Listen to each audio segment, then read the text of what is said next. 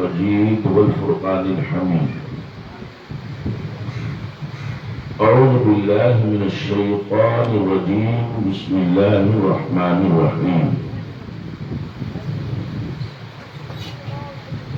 ربنا اغفر لي ولوالدي وللمؤمنين يوم يقوم الحساب.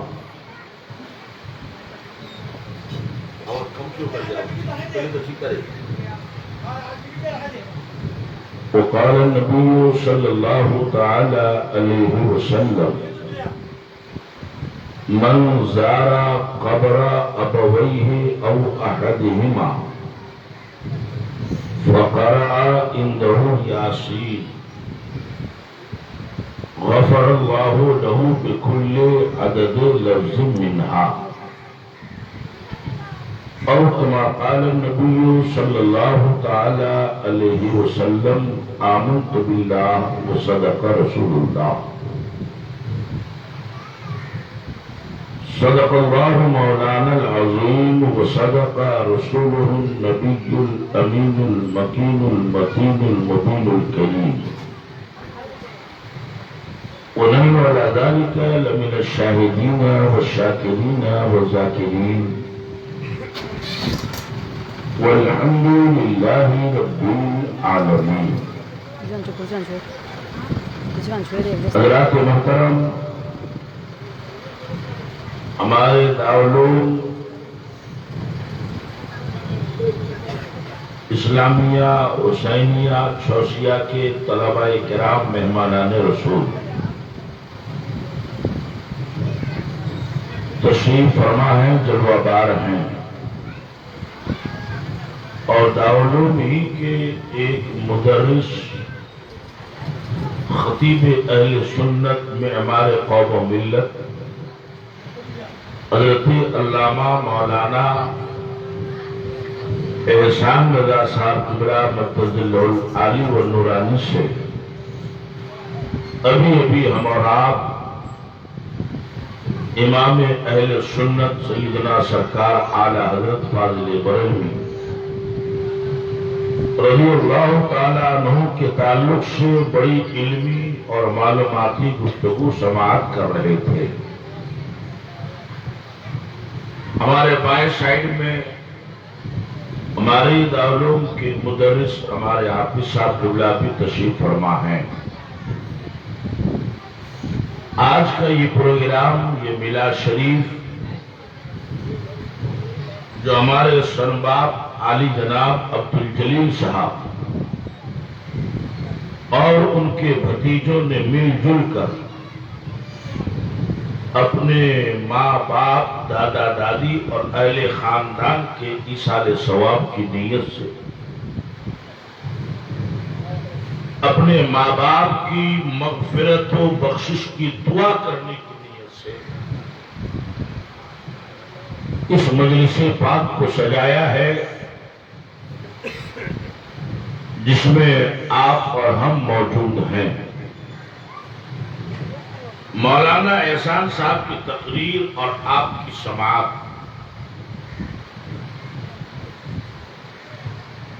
جس سے اندازہ ہو رہا تھا کہ آپ میلاد شریف میں نہیں، قبرستان میں بیٹھے ہوئے ماتم کر رہے ہیں.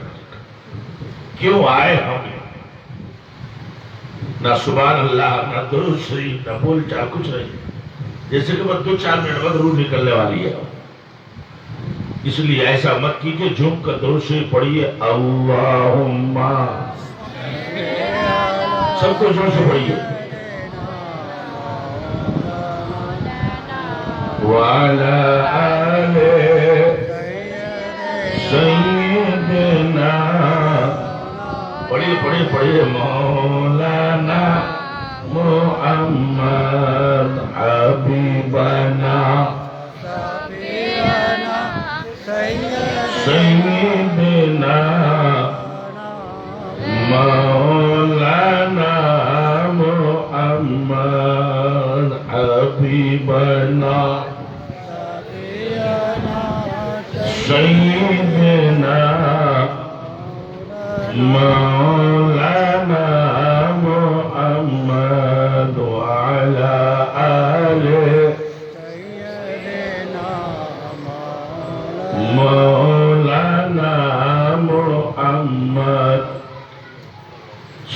اللہ تعالی علیہ وسلم۔ حضرات محترم، ایک عورت جس کی جوان بیٹی کا انتقال ہو گیا، حضرت خواجہ حسن بصری کے پاس وہ عورت پہنچی۔ خواجہ حسن بصری بہت بڑے ولی کا نام ہے۔ وہ عورت جانے کے بعد کہتی ہے کہ حضور مجھے کوئی ایسا عمل بتائیے، کوئی ایسا وظیفہ بتائیے کہ میں اپنی بیٹی کو خواب میں دیکھ سکوں تاکہ میرے دل کو سکون ملے۔ حضرات ذرا توجہ فرمائیں، زور سے کہہ دیے سبحان اللہ، اور محبت سے بولیے سبحان اللہ۔ خواجہ حسن بصری نے اس عورت سے فرمایا کہ تم گھر جاؤ اور درود شریف کا وظیفہ پڑھو، یعنی درود پڑھتے پڑھتے پڑھتے جب تک نیند نہ آ جائے درود پڑھتے رہو۔ چنانچہ وہ عورت گھر گئی اور درود شریف پڑھتی پڑھتی 2 ڈھائی 3 گھنٹہ کے بعد اس کو نیند آ گئی۔ اب اس نے خواب میں اپنی بیٹی کو دیکھا تو دیکھ کر کے بہت پریشان ہو گئی، اس لیے کہ ان کی بیٹی اپنی قبر میں جہنم کی آگ میں جل رہی، یعنی چاروں طرف آگ لگی ہوئی ہے اور اس بوڑھی عورت کی بیٹی اسی آگ میں جل رہی ہے۔ آنکھیں کھلی تو ماں کا دل پریشان ہو گیا، بیٹی کو اس تکلیف میں دیکھ کر جب صبح ہوئی تو وہ عورت پھر حضرت خواجہ حسن بصری کے گھر جا کے سارا ماجرا بتایا کہ سرکار میں نے آپ کے وظیفے پر عمل کیا اور خواب میں اپنی بیٹی کو بھی دیکھا، لیکن اس دیکھنے سے نہ دیکھنا اچھا تھا کیونکہ دیکھ کر کے میں اور پریشان ہو گئی۔ خواجہ حسن بصری نے فرمایا بوڑھی تو نے کیا دیکھا، کس پوزیشن میں دیکھا؟ اس بوڑھی نے کہا کہ میں نے دیکھا کہ قبر میں چاروں طرف آگ لگی ہوئی ہے اور میری بیٹی اس آگ میں جل رہی ہے۔ کہا حضور ایسے دیکھنے سے تو نہ دیکھنا اچھا تھا، کم سے کم میرا دل پریشان تو نہیں ہوتا۔ تو اللہ کے ولی حضرت خواجہ حسن بصری فرماتے ہیں اچھا ایک کام کرو، تم آج جاؤ، کل میں ایک عمل کرتا ہوں اور میں کوشش کرتا ہوں کہ تمہاری بیٹی کو خواب میں دیکھ سکوں۔ وہ عورت چلی گئی۔ دوسرے دن حضرت خواجہ حسن بصری نے پھر درود شریف کا وظیفہ پڑھا اور انہوں نے خواب میں دیکھا، کل اس بیٹی کی ماں نے دیکھا تھا تو بیٹی آگ میں چل رہی تھی، مگر آج حضرت خواجہ حسن بصری دیکھ رہے ہیں تو کیا دیکھتے ہیں کہ اس قبرستان کے جتنے مردے تھے سب کے سب جنت کے باغیچے میں ٹہل رہی ہے۔ سبحان اللہ، ساری میت ٹہل رہی ہے، سارے مردے ٹہل رہے ہیں اور انہی میں ایک جنتی تخت لگا ہوا، جنتی بچھونا بچھا ہوا اور وہاں ایک لڑکی بیٹھی ہوئی ہے۔ وہی لڑکی خواب میں ہی حضرت خواجہ حسن بصری سے کہتی ہے کہ حضرت آپ نے مجھ کو پہچانا، میں کون ہوں؟ حسن بصری نے کہا کہ نہیں میں نے تم کو نہیں پہچانا، تو کون ہے؟ کہا میں اسی عورت کی بیٹی ہوں جس عورت نے آپ سے وظیفہ پوچھا تھا، میں انہی کی بیٹی ہوں۔ تو خواجہ حسن بصری نے کہا کہ تمہاری ماں نے تو دیکھا تھا کہ تم جہنم کی آگ میں چل رہی ہو، آج تو تم جنت کے بغیچے میں ہو، جنت کے تخت و تاج میں ہو، آخر بات کیا ہے؟ تو وہ لڑکی کہتی ہے کہ حضرت بات بالکل صحیح ہے، کل تک ہم قبرستان میں جتنے مردے ہیں سب جہنم کے عذاب میں تھے، مگر آج ہی صبح صبح اللہ کا ایک نیک بندہ اس قبرستان میں آیا، اس نے کچھ قرآن پاک کی آیتوں کو پڑھ کر کے اور درود شریف کی کا وظیفہ پڑھ کر کے ہم مردوں کے نام ایصال ثواب کر دیا ہے، ہم مردوں کے نام بخشش کر دیا ہے۔ اللہ نے ان کی دعا کی برکت سے ہم سب جہنمیوں کو جنتی بنا دیا۔ محبت سے بولیے سبحان اللہ، اور زور سے بولیے نا سبحان اللہ۔ تو پتہ یہ چلا کہ جب زندہ آدمی اپنے مردوں کے لیے، اپنے ماں باپ کے لیے، اپنے آبا و اجداد کے لیے، اہل خاندان کے لیے، یا کوئی مسلمان کسی مسلمان کے لیے مغفرت کی بخشش کی دعا کرتا ہے تو اللہ تعالیٰ اس دعا کو بیکار نہیں کرتا، اس دعا کی برکت سے مرحوم کے عذاب کو دور کر دیتا۔ حضرات محترم، قرآن عظیم کا 13واں پارہ سورہ ابراہیم آیت نمبر 41، اللہ تعالیٰ نے ارشاد فرمایا کہ میرے بندو جب میری بارگاہ میں دعا مانگو تو کس طرح سے مانگو؟ رب نے خود طریقہ بتایا اللہ کہ میرے بندو میری بارگاہ میں اس طرح دعا مانگو، ربنا اغفر لی ولوالدی وللمؤمنین یوم یقوم الحساب۔ اس آیت کا اردو میں کیا ترجمہ ہے وہ آپ سنیے۔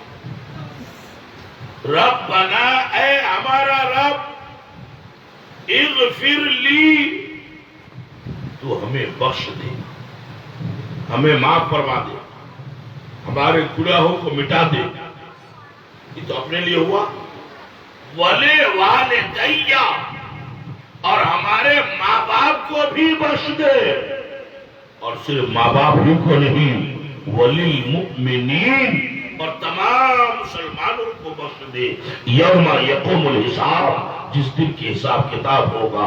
حضرات محترم ذرا غور فرمائیے، اگر انسان کی دعا ماں باپ کے لیے کام نہ آتی، انسان کی دعا دوسرے مومن کے لیے کام نہ آتی، تو ایسی بیکار دعا مانگنے کا اللہ کبھی حکم نہیں دیتا۔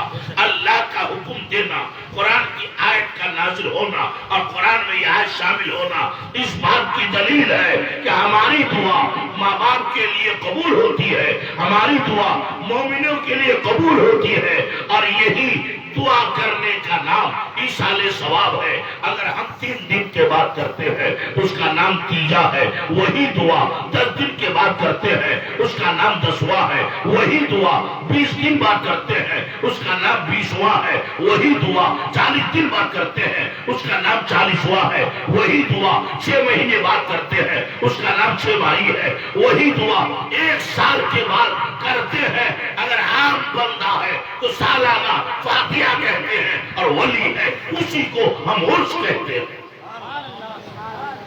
دعا وہی ہے، دنوں کے حساب سے اس کا نام بدل گیا، مگر اصل چیز دعائے مغفرت، بخشش کی دعا، اور اس کا حکم قرآن میں خود اللہ نے دیا کہ اپنے لیے بھی دعا مانگو، اپنے ماں باپ کے لیے بھی دعا مانگو، اور کیوں نہ ہو کہ اللہ ستار و غفار ہے۔ فارسی میں ایک مقولہ ہے کہ رحمت حق وہاں نمی جوئے، وہاں نمی جوئے، کہ خدا کی رحمت اپنے بندوں کو بخشنے کے لیے ایک بہانہ چاہتی، کہ کوئی بہانہ مل جائے میں گنہگار بندے کو بخش لوں۔ ایک ایسا انسان جس نے کوئی گناہ چھوڑا ہی نہیں تھا، کوئی گناہ اس نے باقی چھوڑا ہی نہیں. لیکن جب اس کی موت کا ٹائم قریب آیا تب اس کو خیال آیا کہ مجھ کو کیا کرنا چاہیے اور میں نے کس گناہ کے دلدل میں پھنس کر اپنی زندگی کو تباہ و برباد کر دیا ہے. اس نے اپنی بیوی کو قریب بلایا. یہ دیکھیں ہمارے آزاد بھائی بھی آ گئے. کبھی ہمارے آزاد بھائی پگڑی پہنتے ہیں کبھی بھی نہیں. خیر کوئی بات نہیں. ایک بار زور سے بول دیجیے سبحان اللہ اور محبت سے بولیے نا سبحان اللہ. تو اس نے اپنی بیوی سے کہا کہ میری زندگی گناہوں کے دلدل میں پھنس گئی مگر تمہارے پیٹ میں بچہ ہے اور مجھے لگتا ہے کہ میں 2-4 دن کے بعد مر جاؤں گا. تو میرے مرنے کے بعد جو تمہارے پیٹ سے بچہ پیدا ہو اس کو گناہ کے راستے میں مت دینا بلکہ کسی مدرسے میں لے جا کر داخلہ کر دینا تاکہ وہ عالم حافظ بنے نہ بنے کم سے کم قرآن شریف پڑھ کر. آپ اپنے بچوں کو عالم حافظ قاری مفتی بنائیے نہ بنائیے کوئی ضروری نہیں مگر قرآن پڑھانا ضروری ہے. اس لیے کہ جب قرآن نہیں پڑھے گا تو نماز کیسے پڑھے. اور نماز ہر مسلمان کے لیے فرض چاہے لڑکا ہو چاہے لڑکی. تو قرآن کا پڑھنا بھی فرض تاکہ وہ نماز فرض ادا کر سکے. تو کہا کہ اپنے بچے کو مدرسے میں لے جا کر داخلہ کر دینا تاکہ کم سے کم وہ اللہ کا قرآن پڑھ سکے. چنانچہ یہ کہنے کہ 2-4 دن کے بعد وہ گنہگار مر گیا. لوگوں نے اس کی نماز جنازہ پڑھی قبرستان میں لے جا کر دفن کر دیا. اب چونکہ وہ گنہگار تھا پاپی تھا سراپا خطا کار بدکار اسیا شیار تھا اس لیے فرشتے اس پر عذاب دینے لگے. قبر میں لے پٹائی لے پھٹائی لے پھکائی. 5-6 سال کے بعد جب اس کا وہی بچہ جو اس کے مرنے کے بعد پیدا ہوا 5-6 سال بعد وہ چلنے پھرنے کے قابل ہوا تو بچے کی ماں اپنے مرے ہوئے شوہر کی بات اسے یاد آئی اور اس دن بچے کو لے کر وہ مدرسہ پہنچی. کہا حضرت یہ میرا بچہ ہے مگر یتیم ہے. باپ کا سایہ سر سے اٹھ چکا ہے. کوئی دست شفقت پھیرنے والا نہیں ہے. بڑی مہربانی ہوگی کہ میرے بچے کو آپ قرآن پڑھا. تو پہلے ہی دن مولوی صاحب تو قرآن سے شروع کرائے گا. قرآن شریف سے پہلے یسر القرآن ہے عام پارہ ہے بغدادی قاعدہ یہ سب پڑھائے گا تب نہ قرآن پڑھے گا. مولوی صاحب نے اس ننھے منھے بچے کو سامنے بٹھایا اور کہا پڑھو بیٹے بسم اللہ الرحمن الرحیم. چھوٹا سا بچہ ہے معصوم سی جان زندگی میں پہلی بار رسول کے گھر مدرسے کی چٹائی میں بیٹھ کر اس نے اللہ کا نام لیا یعنی بسم اللہ الرحمن الرحیم. اس بچے نے پڑھا. بسم اللہ الرحمن الرحیم کا معنی کیا ہے؟ حدیث میں ہے کوئی بھی نیک کام جو جائز کام ہو اس کو بسم اللہ سے شروع کرو. ناجائز کام پر نہیں. اگر ناجائز کام بسم اللہ سے شروع کرے گا وہ کافر ہو جائے اسلام سے ختم. وہ شراب پیے گا بسم اللہ کہے گا. وہ چوری کرنے جائے گا بسم اللہ کہے گا. یہ دیکھیے ہمارے حضرت صاحب آئے جی آئیے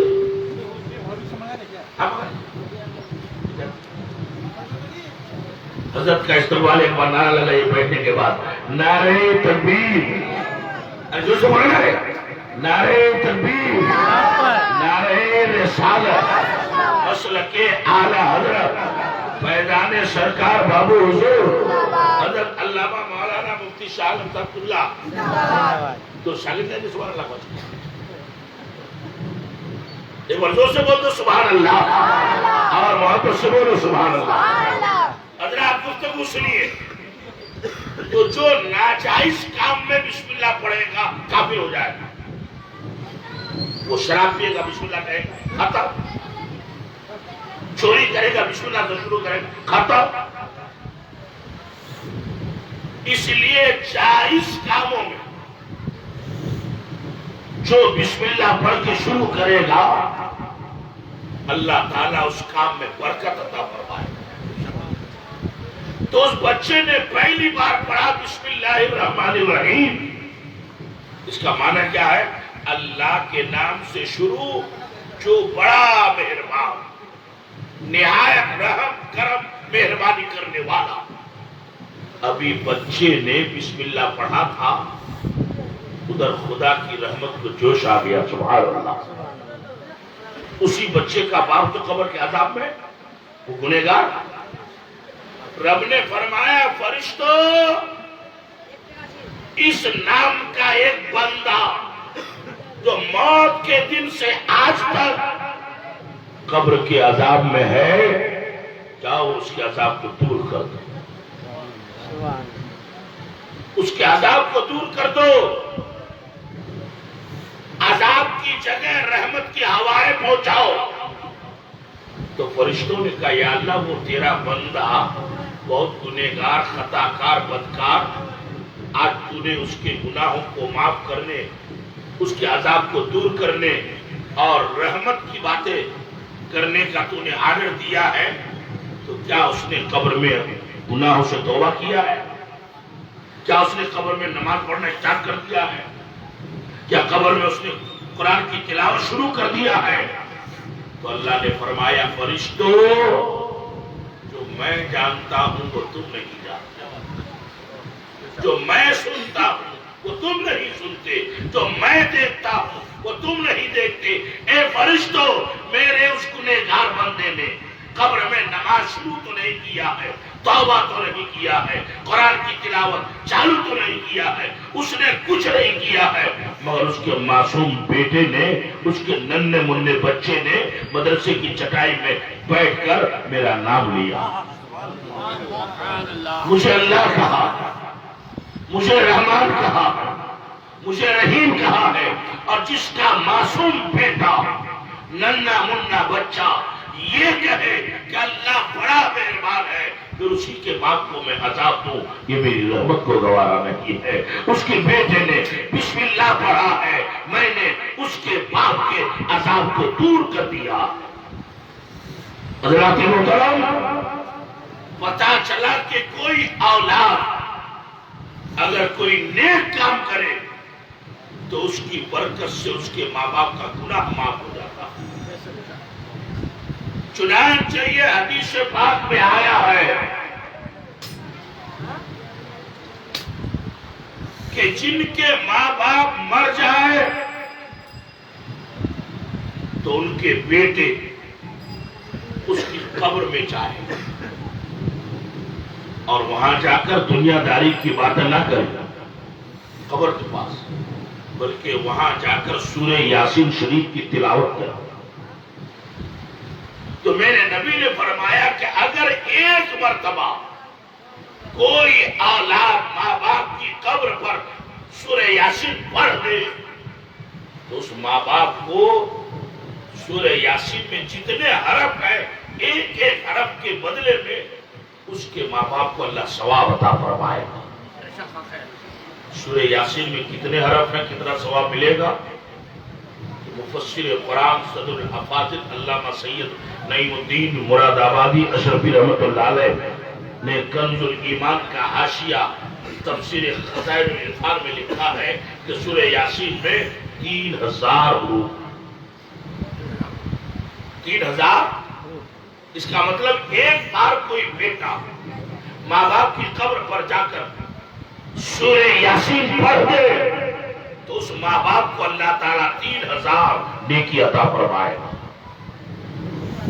مگر سوال یہاں پر یہ بھی ہے کہ مانیے کہ بڈھا مر گیا، 5 بیٹا ہے، ایک جو بیٹا جاتا ہے 4 جاتا ہی نہیں، دنیا صاحب وہ موش پہ تاؤ دے کر 3 میں گھومتا ہے، اس کو فرصت نہیں ہے۔ تو جو جاتا ہے وہ اور جو کبھی نہیں جاتا ہے وہ برابر ہوگا نہیں۔ میرے نبی نے فرمایا کہ جو کثرت کے ساتھ جائے، کثرت مانے اٹھا بیٹھے کرتے کثرت وہ نہیں، بلکہ زیادہ سے زیادہ، بیشی سے بیشی، جو اکثر و بیشتر ماں باپ کی قبر پر جائے تو اس کا یہ جانا آنا بیکار نہیں ہوگا۔ اللہ کے رسول نے فرمایا کہ اس کا ایک بار جانا اور آنا جو ماں باپ کو ثواب ملے گا تو اس کو ملے گا ہی، اس بیٹے کو اللہ تعالیٰ ایک بار کے جانے آنے کے بدلے ایک حج کے برابر ثواب عطا فرمائے، ایک حج مقبول کے برابر اللہ اس بیٹے کو ثواب دے گا جو ماں باپ کی قبر پر سورہ یاسین پڑھنے کے لیے جائے۔ حضرات محترم،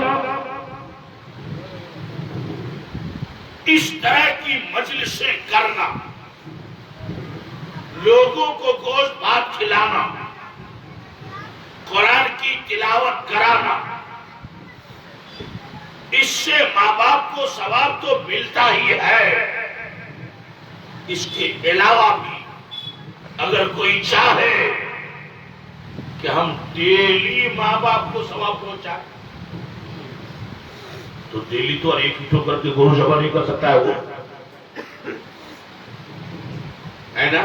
ڈیلی گرو ذبح کرے گا تو پیسہ پائے گا۔ تو اعلی حضرت سرکار نے بڑا آسان طریقہ بتایا، بہت آسان۔ وہ آسان طریقہ کیا؟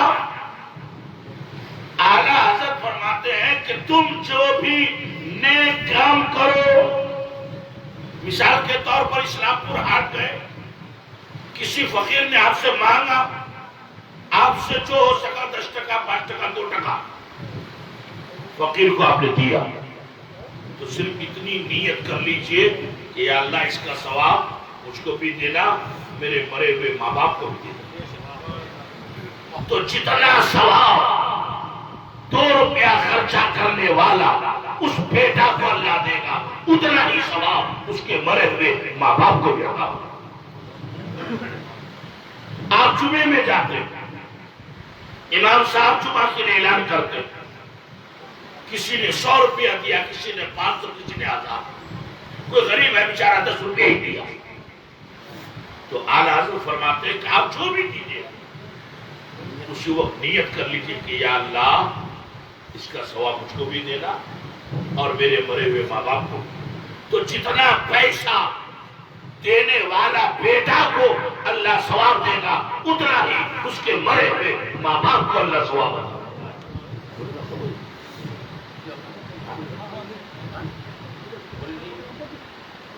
بھیا 2 بجنے والا ختم کرتے کہ چالو رکھتے ہیں؟ 2 بجنے والا تقریر چالو رکھے ختم کرتے بولی؟ ہاں 2 اور 4 6 بار بول دیتے ہیں۔ ایک بار زور سے بولیے سبحان اللہ، اور محبت سے بولیے سبحان اللہ۔ آپ لوگ زور سے بولیے سبحان اللہ۔ آپ نے معلوم ہوتا ہے تقریر ہم کر رہے ہیں، گلا آپ کا بیٹھ گیا ہے، ہاں بھوک بھی لگایا ہے بھائی، بس 2 منٹ میں اپنی تقریر ختم۔ تو جیسی نیت ویسا ہی ثواب۔ ایک بہت بڑے بزرگ گزرے ہیں، علامہ جلال الدین رومی رحمت اللہ علیہ، جن کو مولا روم کہا جاتا۔ ان کے مرید نے ایک نیا مکان بنایا، اور جب نیا مکان بن جائے تو ہر آدمی کی تمنا ہوتی ہے کہ پیر صاحب کا قدم پہنچ جائے۔ جیسے آزاد بھائی کے نئے گھر میں